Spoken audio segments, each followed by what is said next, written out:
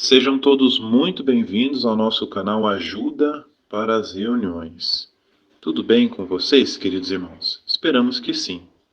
Neste vídeo, estaremos preparando a reunião Nossa Vida e Ministério Cristão completa desta semana, 27 de maio a 2 de junho. De maneira objetiva, vamos ver as partes principais desta reunião, que são aquelas por perguntas e respostas, onde podemos participar com nossos valiosos comentários. Iniciando, vamos fazer uma análise da leitura dos Salmos 42 a 44 e vamos ver que joias espirituais podemos encontrar nesta leitura e estar comentando. Passando para a sessão Nossa Vida Cristã, nós teremos um discurso de 15 minutos com o tema Tome decisões sábias sobre trabalho e educação. Uma parte específica para os jovens, mas serve de lição para todos nós. Então, neste discurso, nós teremos 3 perguntas com base num vídeo para responder. E veremos as respostas que podemos comentar. Finalizando no estudo bíblico de congregação, vamos continuar estudando o capítulo 10 do livro de Testemunho Cabal sobre o Reino de Deus, especificamente os parágrafos 5 a 12. Também vamos analisar alguns comentários práticos para neste estudo. E incentivamos aqueles que não forem inscritos, se inscrevam no nosso canal, deixem um gostei, um comentário, compartilhe nossos vídeos e torne-se membro do canal.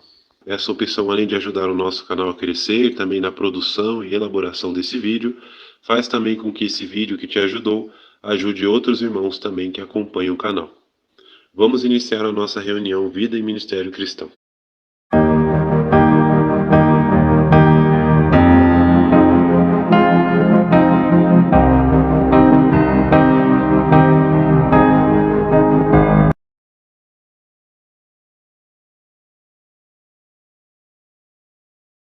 E para a primeira pergunta, temos como base o Salmo 44, 19, que diz assim: Mas tu nos esmagas onde os chacais vivem, tu nos cobres com densas trevas. A pergunta: o que a expressão onde os chacais moram talvez signifique? Resposta: nas Escrituras, o chacal figura repetidas vezes num cenário ilustrativo, e ela pode significar um estado lamentável ou crueldade. Por exemplo, Jó, ao descrever seu próprio estado lamentável, exclama que se tornou irmão de chacais. E quando Jerusalém foi sitiada por Babilônia, e eles passaram por muita fome, a ponto das mães tratarem cruelmente seus filhos, Jeremias, apropriadamente, contrastou a crueldade do meu povo com os cuidados maternos dos chacais. Agora, com base na leitura completa dos Salmos 42 a 44, que joias espirituais você encontrou na leitura da Bíblia desta semana? E uma primeira joia podemos já encontrar aqui no verso 1 do Salmo 42, que diz: Como uma corça que anseia por correntes de água, eu anseio por ti, ó Deus. A lição. Aqui diz que assim como a corça anseia por correntes de águas, o salmista ansiava por Jeová. Interessante é que a corça é um animal que, quando fica um longo período longe de rios e lagos, ela gera um odor tão forte que chama a atenção dos predadores. Então, o que ela faz? Ela, nesses momentos, rapidamente encontra um lago e nada para o lugar mais fundo possível, até não dar pé. Dessa maneira, seus inimigos ficam com medo de entrar na água e se afogar. Isso nos ensina que devemos ser como as corças. As águas representam o alimento espiritual. Então, se ficarmos só na margem e não usufruirmos dela, podemos ficar vulneráveis e atrativos para os ataques de Satanás. Mas, se mergulharmos fundo e aproveitarmos o máximo possível da água, sem dúvidas, com a ajuda de Jeová, vamos ser protegidos e não vamos nos afogar. Passando agora na continuação, o Salmo 42, versos 2 e 3 diz assim: Estou sedento de Deus, do Deus vivente. Quando poderei ir para comparecer perante Deus? Minhas lágrimas são o meu alimento dia e noite. O dia inteiro as pessoas zombam de mim, perguntando: onde está o seu Deus? Salmo 42, versos 2 e 3, a primeira lição. Infelizmente, muitos de nossos irmãos, hoje, têm esse mesmo sentimento do salmista. Sabemos que, por morarem em países onde a perseguição é cruel, eles não conseguem se reunir livremente para adorar a Jeová. Por isso, como lição, devemos aproveitar o máximo possível essa liberdade que temos para servir a Jeová plenamente e continuar orando para que esses nossos queridos irmãos continuem perseverando e sendo um exemplo de fé para todos nós. Agora, a segunda lição que podemos tirar desses dois versos. Assim como uma cerva numa região árida anseia por água, o levita ansiava por Jeová. A tristeza dele por não poder adorar a Jeová em seu santuário era tão grande que suas lágrimas se tornaram para ele alimento de dia e de noite. Ou seja, ele perdeu o apetite. Isso nos ensina a importância de também cultivarmos profundo apreço pelo privilégio de adorar a Jeová com nossos irmãos.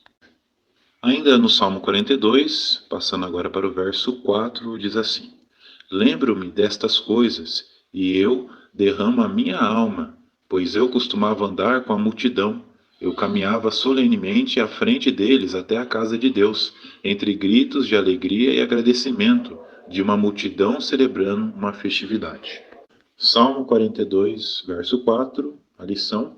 Esse versículo nos ensina que, se por alguma razão, além de nosso controle, ficarmos separados temporariamente da congregação cristã, devemos lembrar do alegre companheirismo que tínhamos no passado. Isso, sem dúvidas, pode nos sustentar. Embora de início isso possa aumentar a dor da solidão, também nos lembrará que Deus é o nosso refúgio e que precisamos esperar nele para obter alívio. Agora, uma próxima lição podemos encontrar no verso 7, ainda no Salmo 42. Águas profundas chamam águas profundas, ao som das tuas cachoeiras, todas as tuas ondas turbulentas me dominaram. A lição. Vimos aqui que o salmista comparou seus sentimentos como ondas turbulentas, falando sobre a confusão emocional que estava sentindo. Hoje também enfrentamos várias dificuldades que mexem com o nosso emocional e nos deixam bem deprimidos. Mas assim como o salmista, como lição, devemos esperar em Jeová e continuar confiando nele e na sua ajuda. Dessa maneira, Jeová vai nos ajudar e nos salvar de todas essas dificuldades. Continuando, vamos ler agora o Salmo 43, versos 3 e 4.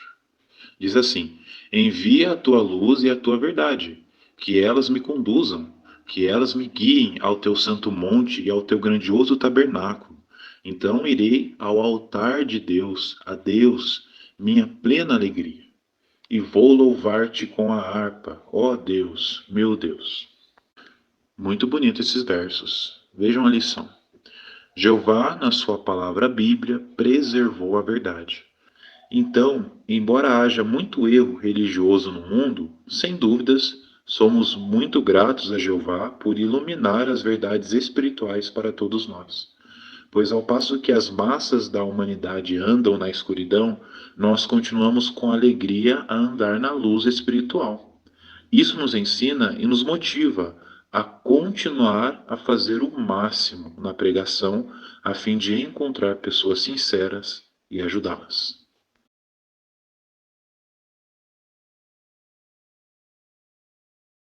O tema desse discurso de 15 minutos é Tome decisões sábias sobre trabalho e educação. Apesar de ser um discurso focado para os jovens, ele serve de lição para todos nós. Vamos ler a fonte de matéria. Jovens, vocês já estão pensando no que vão fazer depois que terminarem a escola? Talvez você tenha em mente algum trabalho que permita que você seja pioneiro. Ou talvez você esteja pensando num curso que vai te ajudar a ganhar uma habilidade, um certificado ou um diploma para conseguir esse trabalho. Essa é uma época emocionante na sua vida. Mesmo assim, você pode se sentir confuso e inseguro com tantas opções ou se sentir pressionado para agradar outros. O que pode ajudar você a tomar boas decisões? Temos um texto para ler de Mateus capítulo 6, versículos 32 e 33. Diz assim: Pois todas essas são as coisas pelas quais as nações se empenham ansiosamente. O seu Pai Celestial sabe que vocês necessitam de todas essas coisas. Persistam então em buscar primeiro o reino e a justiça de Deus, e todas essas outras coisas lhes serão acrescentadas. Temos duas perguntas com base nesse texto. Antes de tomar decisões importantes sobre trabalho e educação, por que é bom ter alvos espirituais bem definidos? A resposta eu coloquei assim, irmãos. Não podemos perder o foco e deixar que outras coisas nos atrapalhem de buscar primeiro o reino. Então, por isso que é importante termos alvos espirituais. Quando temos alvos e determinação, ninguém vai conseguir nos impedir de alcançar. A segunda pergunta: como os pais podem ajudar seus filhos a colocar em prática o que diz Mateus capítulo 6, versículos 32 e 33? Temos também o texto do Salmo 78, 4 a 7, que pode ser de ajuda nesse sentido. Vejam a resposta. Observamos aqui no Salmo 78 a instrução para os israelitas passarem para as próximas gerações o conhecimento sobre Jeová, para que assim eles pudessem sempre louvar a Jeová e fazer a sua vontade. Hoje não é diferente.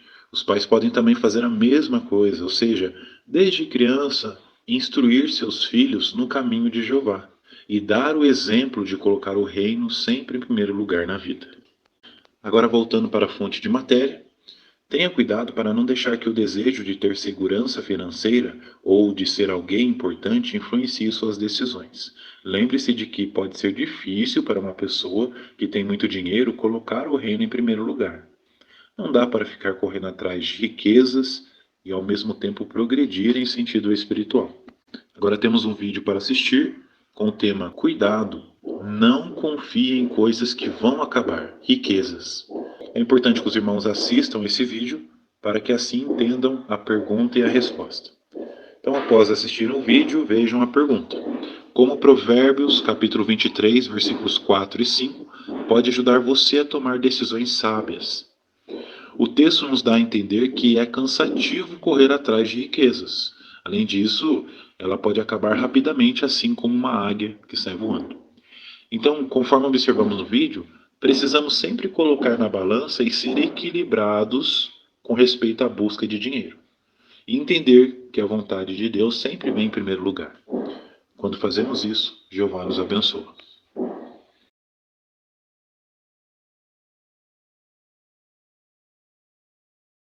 Então, relembrando, o tema do capítulo 10 é A Palavra de Jeová Crescia. E nós entramos num novo subtítulo do estudo.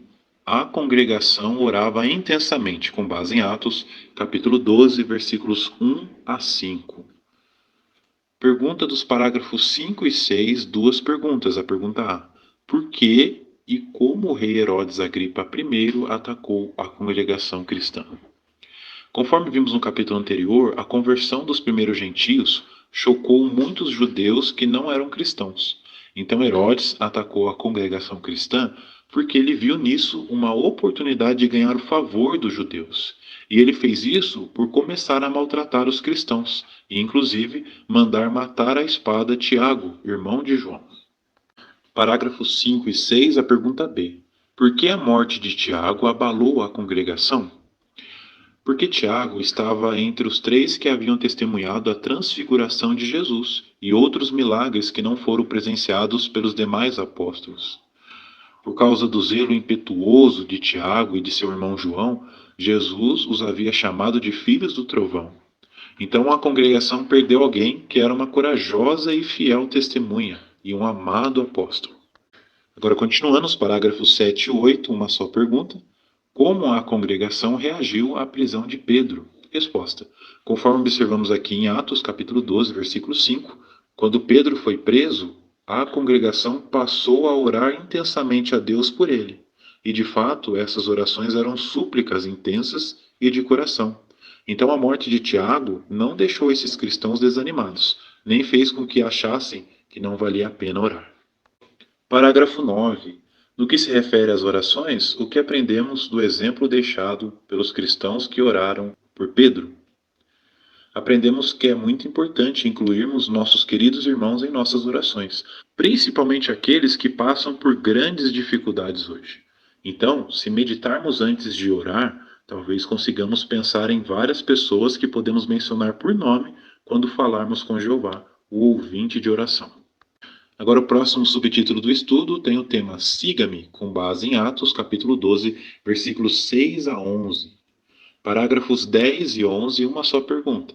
Descreva o modo como o anjo de Jeová libertou Pedro da prisão.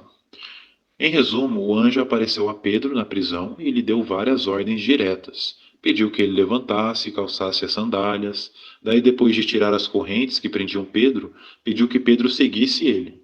Dessa maneira, eles saíram da cela, passaram bem na frente dos guardas parados do lado de fora e seguiram em silêncio até o enorme portão de ferro. Quando eles se aproximaram, o portão se abriu sozinho, e em questão de segundos, eles passaram pelo portão. Chegaram à rua e o anjo desapareceu, e Pedro ficou livre. Parágrafo 12. Por que pode ser consolador meditar em como Jeová libertou Pedro? A resposta: porque quando meditamos nisso, observamos claramente o poder ilimitado que Jeová tem para salvar seus servos. Sabemos que atualmente muitos cristãos não esperam ser libertados de forma milagrosa, mas sabemos que Jeová não mudou. Então, em breve, ele usará seu filho para libertar incontáveis milhões de pessoas da prisão mais difícil de escapar, a morte. Saber disso pode nos dar muita coragem para enfrentar provações. Então, esta foi a preparação da reunião Nossa Vida e Ministério Cristão, desta semana, 27 de maio a 2 de junho. Realmente mais uma reunião muito encorajadora para todos nós. E esperamos que os irmãos possam tirar bastante proveito desta preparação completa e consigam dar bons comentários em pelo menos uma destas partes.